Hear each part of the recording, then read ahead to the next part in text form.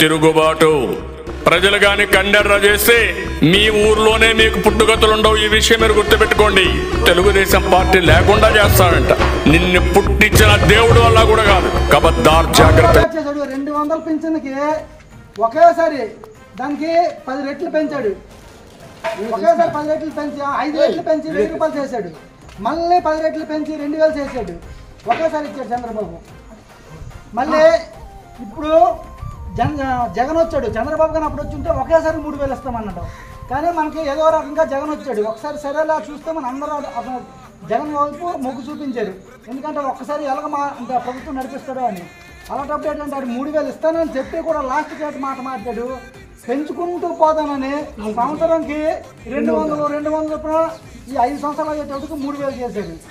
కానీ అదే మనకి చంద్రబాబు ఒకేసారి చెప్పాడు 4000 చేస్తానని అన్నాడు. కానీ ఎప్పటి నుంచి నేను ఏ రోజైతే ఎలక్షన్లో నిలబడుతున్నాను ఆ రోజు నుంచి పింఛన్ కల్పిస్తాను అన్నాడు. ఆ రోజు నుంచి కూడా 4 నెలల నుంచి కూడా 3000 కలిపి ఇప్పుడు 7000 ఇచ్చాడు. 3000 ఈ 4000 7000 ఒకేసారి ఇచ్చాడు. అంటే మనకి ఈ ఒక్క ఎలక్షన్తోనే సరిపోదు. మనం ఎప్పటికీ గుర్తుంచుకోవాలి. మన జగన్నాథపురంలో మాత్రం మనం చాలా తక్కువలో ఉన్నాం అనమాట. మొన్న ఎమ్మెల్యే దగ్గరికి వెళ్తే ఆ లిస్ట్ చూసి చూపించాడు. మీ ఊరి పరిస్థితి ఏంటి, మీరు ఎంతమంది ఉన్న మన అంట్లో ఇన్ని మాటలు చెప్పతున్నారు. కానీ మన ఊరిలో సగం ఓట్లు కూడా వెళ్ళలేదన్నమాట. ఇంకొకసారి కూడా ఎలక్షన్లు ఉంటాయి. ఒక్క ఎలక్షన్తో కాదు. ఎవరికి ఏది కావాలో ఎవరికి ఏది కానీ ఇంకా పల్ల వైసీపీలో లేకపోతే టీడీపీలో అన్నట్టు రకమే ఉండదు. ఎవరికి ఏది ప్రాబ్లం వచ్చినా అన్ని క్లియర్ అవుతాయి.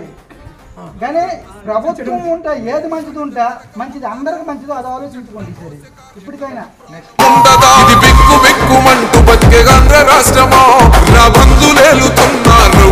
రాజ్యమా శిలపలక మీద పేరు మార్చితే తెలుగు గుండెలున్న చరిత మారదే.